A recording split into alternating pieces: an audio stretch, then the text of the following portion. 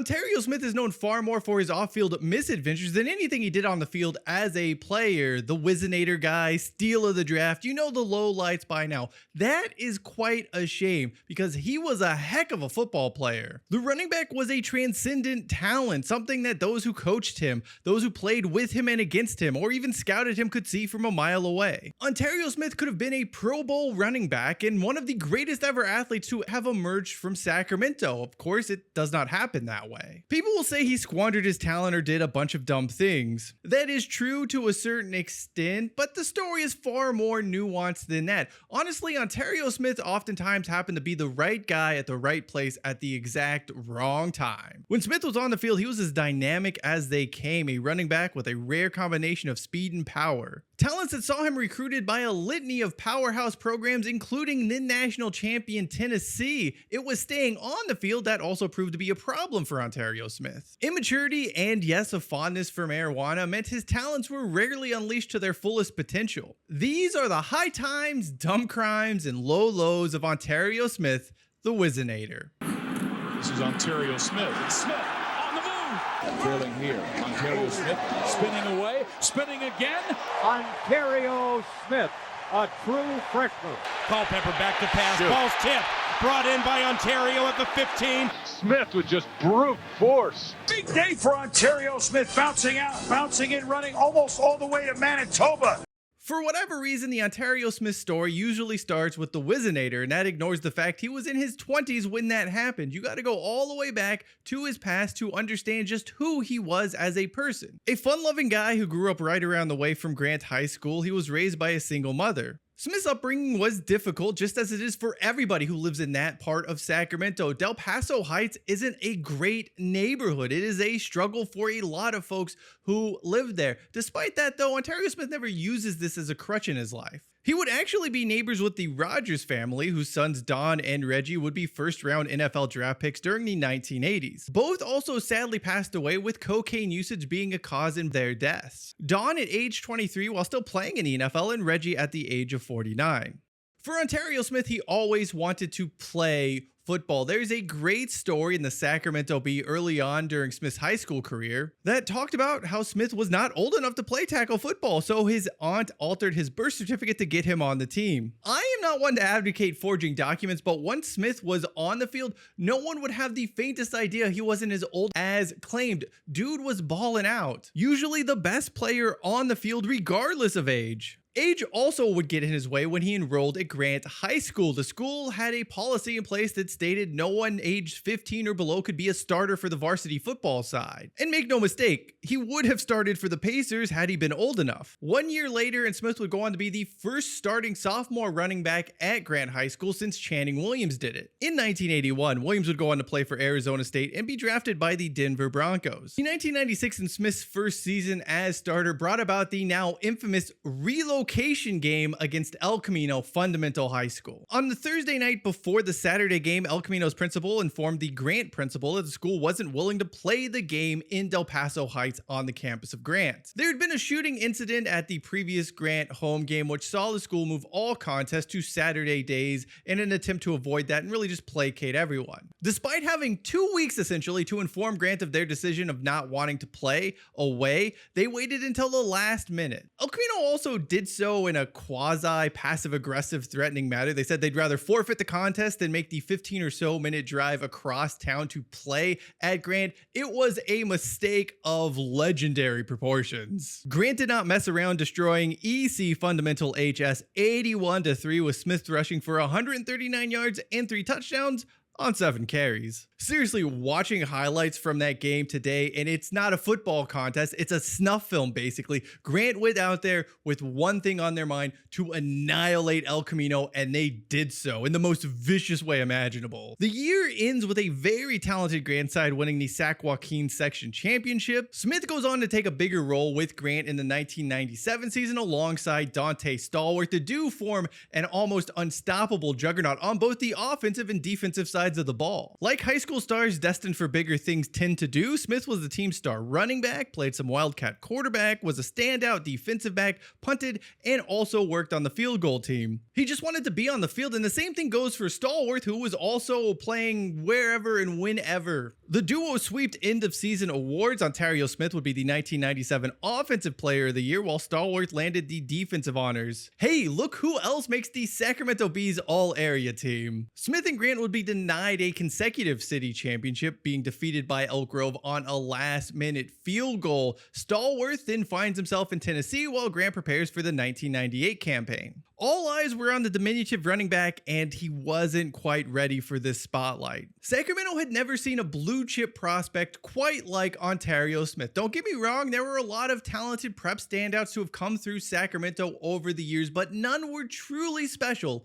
like Onterrio Smith. Unfortunately, this happens at the worst possible time. The NBA lockout meant it's unusually quiet across Sacramento's sporting scene, which would normally be abuzz with talk of the Kings. All of that attention is then redirected onto this generational high school talent now playing in Sacramento. In a normal year, yeah, there's talk about Onterrio Smith, there's media coverage of him, but he is not placed solely in the spotlight. And I do think that spotlight ends up weighing heavily on Onterrio Smith throughout that senior year at Grant. Smith's every move is documented. He's regularly on the Sacramento Bee sports section's front page with news about his struggle with the SAT or daily life becoming the city's business. He had a daughter over the summer, and that becomes a big deal. He is the talk of Sacramento sports. He and he alone, might I add. As all of that is happening, he's got to go to school, get a good score on the SAT. The amount of pressure and stress thrust upon this 17-year-old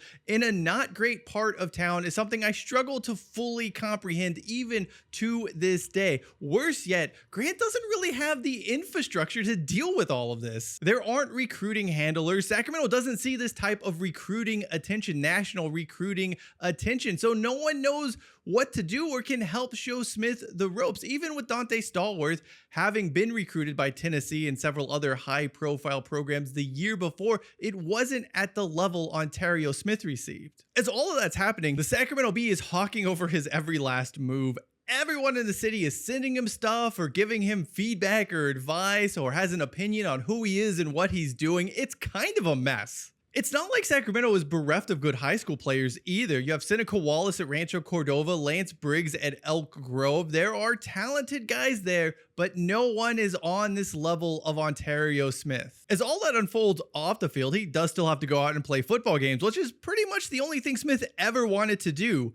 Well, that and occasionally moonlight on the basketball team at Grant. To open up his senior campaign, Smith goes on a heater, rushing for 370 yards, 6 touchdowns, and in the very next game, 238 yards and 6 touchdowns. Even by high school standards, this is just absolutely absurd and shows just what a truly special talent Smith was. He spends the entire regular season of high school dominating teams single-handedly. He could have played 1 on 11 and still went undefeated. Senior season stats, 12 games, 3,125 yards, 53 touchdowns. The season ends for Smith and the Pacers with another playoff loss to a Lance Briggs-led Elk Grove side. With football out of the way, it was time to pick a college and chart his next step as a football player. This, though, would also not be a particularly easy process for Smith. He ended up becoming the face of the debate around athletic scholarships in Sacramento. The Bee runs a huge full-page article of public letters basically talking about Smith's struggles. By and large, everyone is very understanding of what Smith's going through. The large majority of people want to see him succeed regardless of if he's not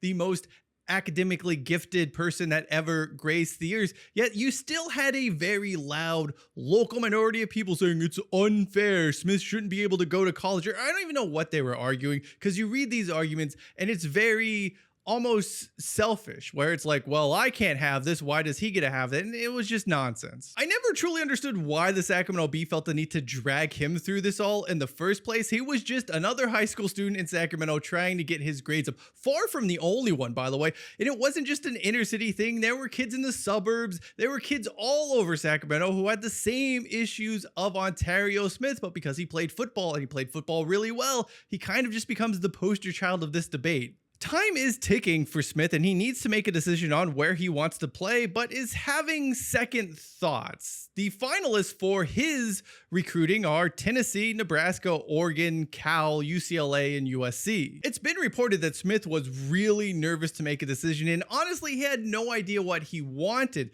The idea of going to Tennessee sounded really cool, but he'd never been that far away from home. It was reported that he actually left the room for about a half hour just so he could control his breathing and make a final decision. The contrast between Lance Briggs announcing he was off to Arizona and Smith saying he was going to Knoxville could not be more stark. But Tennessee it was. The coaching staff of the Volunteers actually invited Smith to town as they were celebrating their 1998 national championship victory. The school promised him playing time as a freshman and his Grant teammate Dante Stallworth was around as well. Smith flashed at times during his first season with Tennessee, but he didn't put up monster numbers. He was just another freshman mixing into the rotation and occasionally showing what he was going to do down the road. The consensus was he was going to be a stud, a star in a season or two. He needed more time in the weight room. He needed to learn the nuances of football. He was a good player. He was a good running back, but he didn't quite understand all of the other aspects that came with playing high-level college football. Yet this was a freshman still taking carries from the likes of Jamal Lewis and Travis Henry. The sky was truly the limit. It turned out after one season in Knoxville, Smith had pushed Tennessee to its limit. The season ends and things start to go sideways for the running back. He's accused of striking the mother of his child. He pleads not guilty and returns to Knoxville. A few weeks later, he's suspended for academic issues. He misses some spring practices, but does return for the spring game. In May, he's booted off the team for marijuana use. It wasn't just marijuana use, although it's reported that Smith may have never actually passed a drug test while enrolled at Tennessee. However, there were other issues that built up over time. Yet it was probably one thing if he was just smoking pot, but going to class was a problem. The thing in Sacramento, while the school never said was an issue, it did kind of weigh on their mind. It's also worth mentioning Tennessee and Philip Fulmer are running a very loose ship. Someone was going to pay the price here. They needed to do something to sort of get back on the straight and narrow. Smith, rightly or wrongly, would be an easy scapegoat for them to use. In Sacramento, he's found not guilty in his trial and then jets up to Oregon, who had a scholarship waiting for him. Smith sits out the 2000 season due to NCAA transfer regulations at the time. He's with the team. He's still doing some pretty dumb things. He actually is suspended for the 2001 spring game at Oregon due to academic issues. He does fix that over the summer, so it's 2001, the Ducks enter fall camp. He's getting ready to make his debut,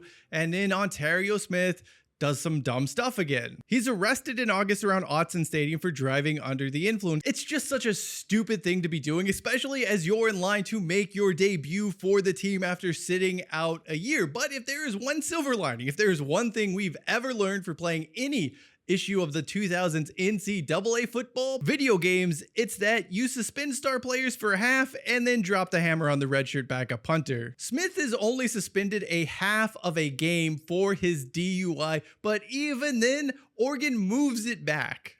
He's not suspended for the first game of the season against ranked Wisconsin. The penalty is administered during Oregon's third contest of the year. That would be his last hiccup, his last issue at Oregon. He hits the field, he's finally playing football again, and he is a revelation for the Ducks. Despite being in a 50-50 timeshare with Maurice Morris, Smith's talents are undeniable. He rushes for over 1,000 yards, just electric, a joy to watch. Oregon gets boned by the BCS and computers, which leads to the worst Rose Bowl game of all time, where Nebraska gets blown out by Miami, despite the fact the Cornhuskers should have never been in that Rose Bowl to begin with. For Onterrio Smith, 2002 held great promise for him. Oregon didn't give him that full Heisman push that they had given to Joey Harrington or other stars in the past. I mean, Smith does get a few billboards here and there. He is their most likely to be Heisman candidate, but the school does focus on a few different players, due mostly because of his checkered past. Despite lofty preseason expectations, the Ducks falter in 2002.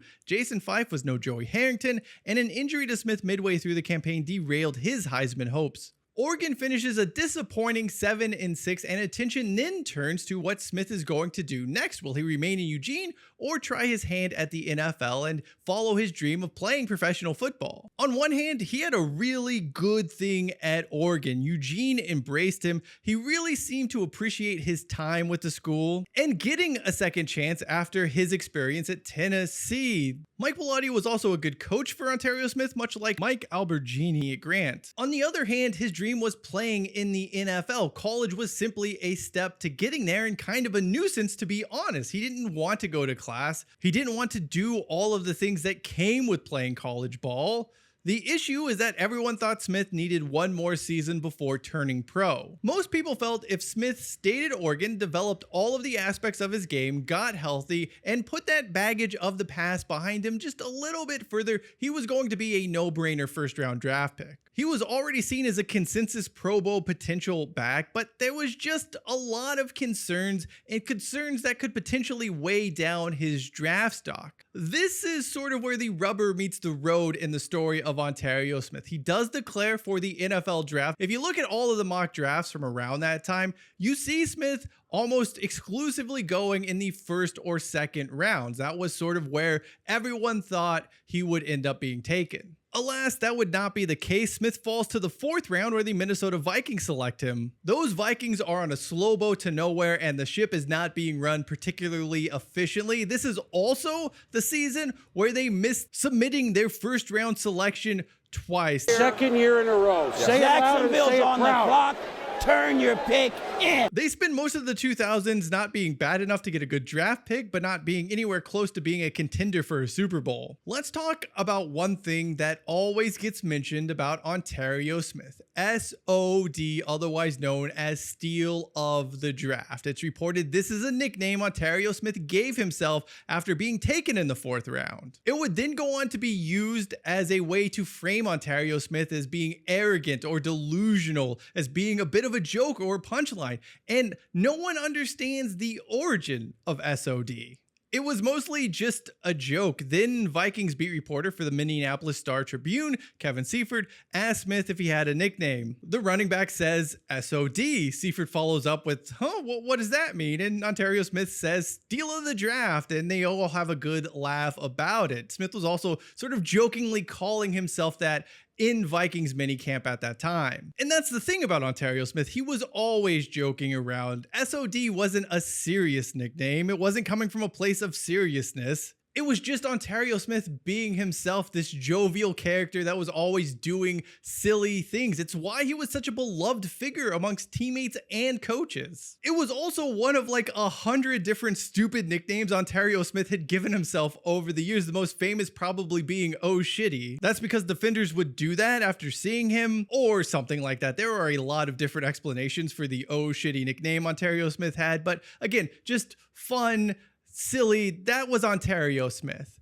The Vikings veterans then pick up on the SOD nickname, and they are the ones who would actually shave it into the side of Smith's head. That was part of camp where they're giving rookies bad haircuts. He didn't choose to do that. He's not the one who went out and shaved SOD into his own head, and yet that is just part of the story of Onterrio Smith that gets lost. Steal of the Draft was funny. It was a joke. It was a joke both he and his teammates were in on. Yet it is a fun moment with reporters and teammates that have been warped to fit an entirely different narrative for Onterrio Smith. The lead up to his first season with the Vikings did not get off to the best of starts. He misses a few summertime activities with Minnesota due to Oregon being on the quarter system. He then holds out at the start of training camp, which is not ideal. His agent, Tom Condon, tried to overplay his hand. Minnesota's starting running back, Michael Bennett, is slated to miss half the season. No one's really sure. He injures his foot. It's a problem. But Tom Condon thinks that he's going to get the Vikings to negotiate Onterrio Smith's deal, to get a better deal from the team because they need a running back. It backfires spectacularly. Smith ends up signing his original rookie deal as proposed by the team. Even with the holdout, from the second Onterrio Smith enters Vikings training camp, he is popular with teammates, he's popular with the coaching staff.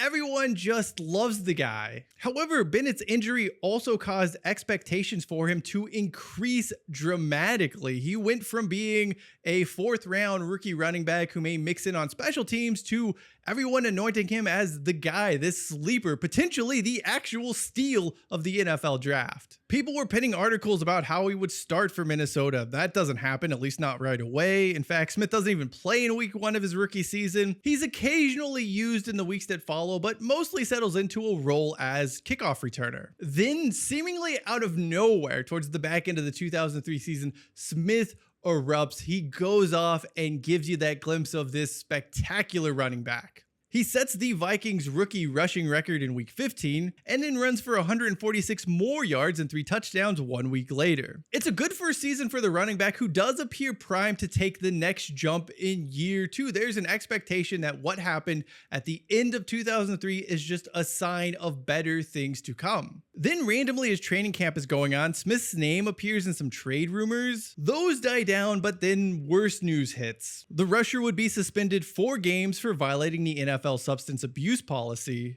The announcement and what happens next is just extraordinarily clunky from the league. Smith appeals, but there's never any timeline given as to when a decision will be made. Originally slated to cover the first 4 games of the year, the delay is much needed for Minnesota, who is without star running back Michael Bennett. His performances to open up the 2004 season are huge for Minnesota, including a week 3 showing where he puts up 198 combined rushing and receiving yards. His 421 scrimmage yards through the first 3 weeks of the seasons were a Vikings record. The team's 2-1 start was surprising, and things were looking up for both player and team heading into the bye week. It was during the bye week that the NFL informed Smith he would start serving his suspension immediately. He was suspended for the same thing he was doing at Tennessee, failing multiple drugs tests, all for marijuana. Smith returns after the 4 games, but he doesn't look quite like the same player we had seen in those first 3 weeks. He's dealing with some nagging injuries during this time. There's an illness that causes him to miss a game as well. He also found time during the 2004 season to come back home to Sacramento and do an autograph session at Players Pub and Sports Bar. It's not as wild as it sounds. The Vikings had played on Friday, Christmas year, and then allowed players to go home to be with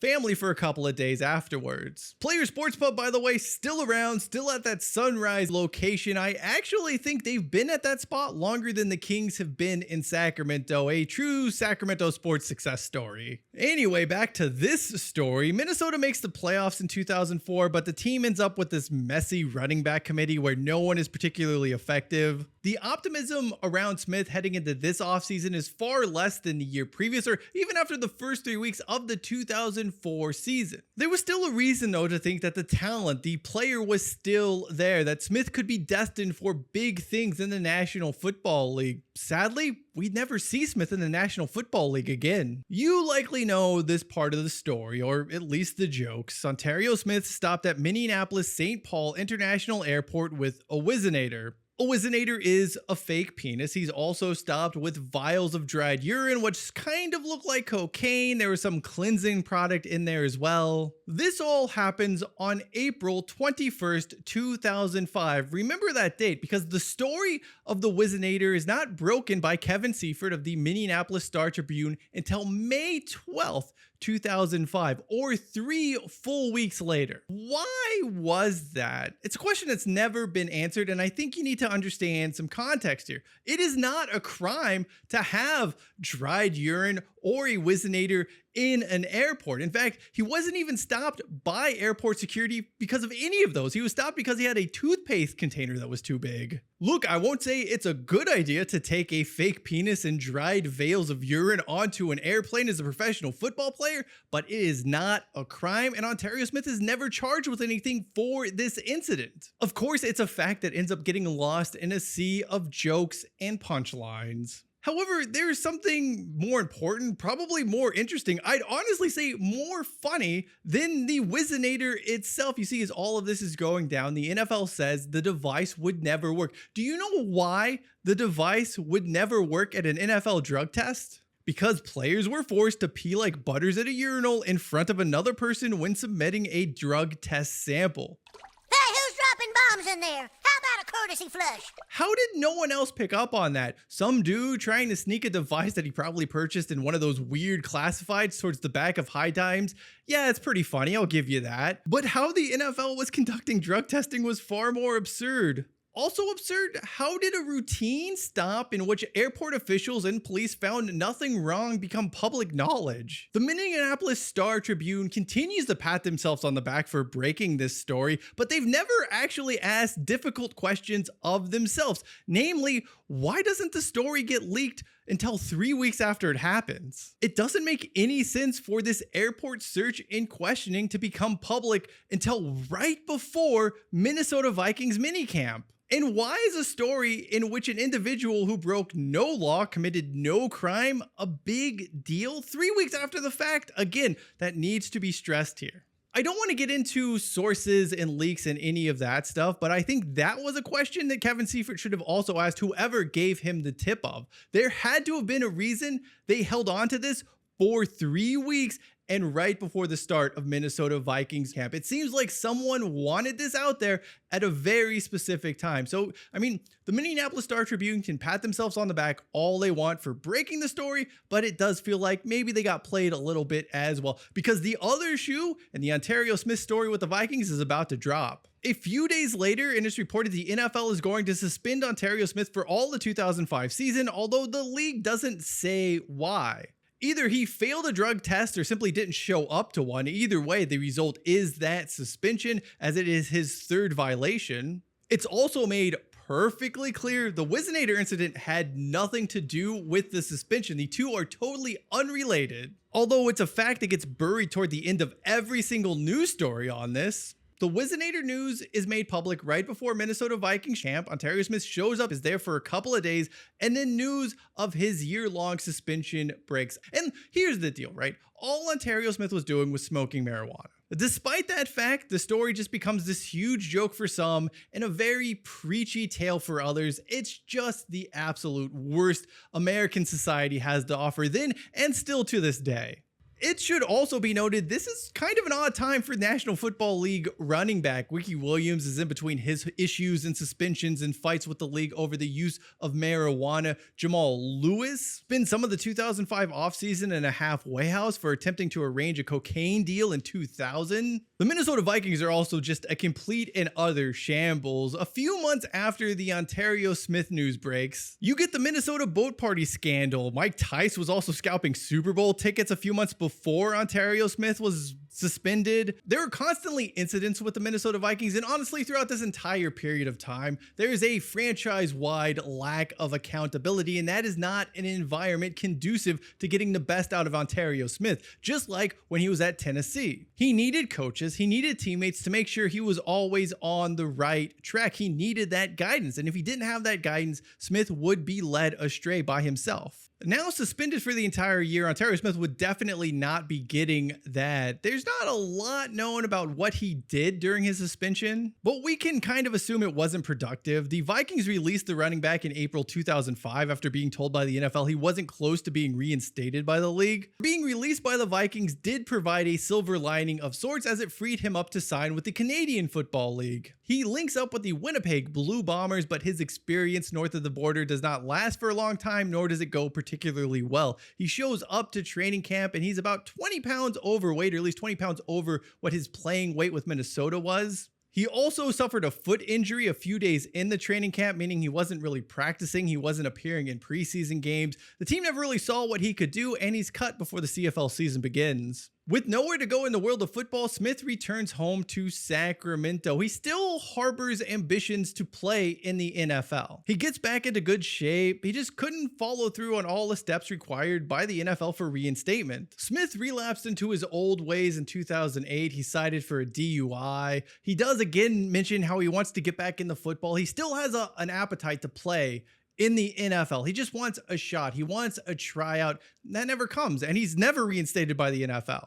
There's another arrest in 2009 on an outstanding warrant for possession of a controlled substance. Eventually, Onterrio Smith just sort of fades from public view until his son, Onterrio Smith Jr., starts rising through the prep ranks at Folsom High School. These days, Onterrio Smith Jr. is at Sac State. As for Senior, you can find him at Hornet Stadium cheering on his son. He also maintains ties with Grant High School, his alma mater. In fact, recently, he attended the celebration of life for former Grant head coach Mike Albergini. He told a bunch of stories about his old coach and kind of what a stubborn troublemaker Onterrio Smith happened to be as well. It also served as an interesting reminder of just who he was. At the end of the day, Onterrio Smith was just a fun-loving guy who wanted to play football. And yet, he wasn't always allowed to do those things because society wanted to make him a poster child for other issues. It was never just Onterrio Smith, the football player. It was Onterrio Smith, this huge societal enigma, and it really wasn't fair to him. Despite this, he never really blames anyone else for anything. He always took accountability for his mistakes. Not that it ever led to change, mind you. He fully understood his choices were the reason for his failures. Yet, for whatever reason, he was never able to get on track. Maybe it was because he ended up being thrust in unfamiliar, uncomfortable situations, and situations that weren't of his own doing. Whether it was student academics during the senior year of high school or recreational marijuana use as a professional, he never really was prepared for any of this. This is not to say he is blameless or that is an excuse for what he did. He put himself in bad situations, and there is no excuse for getting multiple DUIs. External pressures aren't a license for bad actions. Yet you cannot find a single person who has a bad thing to say about Onterrio Smith. Philip Fulmer, Mike Bellotti in college, high school coach Mike Albergini, even Mike Tice, they all loved the guy. Teammates speak glowingly of Smith. Those who played with him and against him at Grant all respected him. Despite all of that support and all of that care, it was never enough to prevent Onterrio Smith from self-imploding. Of course, he's hardly the only one in Sacramento to have lived that story. I know countless people from 32, 33, 34, upwards to 50 who all dealt with self-implosion, who were all high school students in Sacramento and just did the same things, the same stupid stuff Onterrio Smith did. The only difference is that their stupidity wasn't broadcast on a national platform. I know people still living that lifestyle to this day. It is a Sacramento thing. So to exclude Onterrio Smith or to say he was a bad guy or he was a negative person, I just don't buy into that narrative. The only difference between Onterrio Smith and average person in Sacramento who grew up around that time doing the same stuff is just he had a lot of athletic talent when he was younger. It's certainly a bummer how Onterrio Smith's career played out, but it's not like we're talking about some bad dude who was out here acting maliciously. And had he come along a decade, 15 years later, or had he been around a decade or 15 years earlier, none of the stuff Smith does is that much of a problem. Everyone was smoking weed in the NFL during the 2000s, but you just had to hide it. You had to work at it, and Smith couldn't be bothered to put in the effort to hide it. Today, it's certainly a lot more different, and it was a lot different back in the 1970s. In that regard, Onterrio Smith was the right guy,